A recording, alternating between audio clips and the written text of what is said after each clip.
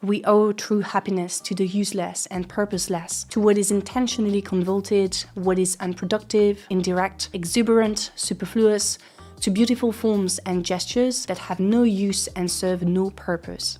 I read this thinking about what I feel when I contemplate. So when I go on a walk, when I sit and look out the window, when I go to an art gallery, is this really happiness that I feel? I wouldn't say so.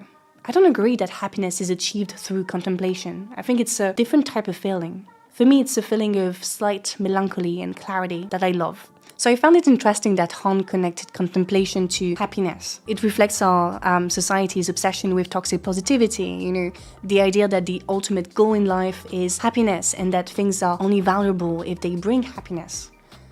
I don't agree with that. I think that contemplation can bring up a bunch of different emotions, including sadness, but that doesn't make it less worthy. For me, a fulfilling life is a life full of emotions in all their variety: sadness, anger, joy, fear, love. This second point is going to sound very specific, but it connects to bigger topics. I feel like Han's book is, or can be read as a manifesto for inactivity, and that in order to reach as many people as possible, Han chose to depoliticize inactivity. I mean, sure, Han criticizes neoliberalism, but I feel like the criticism isn't strong enough.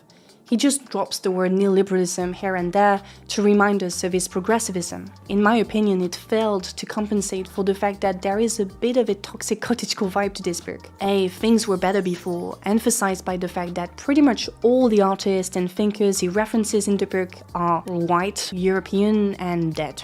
Gosh, my wokeness is showing now, isn't it? The old white man again. I mean, he chose to reference those we perceive as archetypes of wisdom, people whose identities aren't political, and I think that's why the text is so easy to like, and why it has this sort of undisputable authority. Don't get me wrong, and I love the idea of promoting contemplation, but the world of contemplation, the world of silence, for example, often feel like an ideal in our modern societies where everything is like go, go, go. But we have to make an effort to think about who's creating all that noise, which voices are heard. For example, Han quotes Deleuze's praise of silence.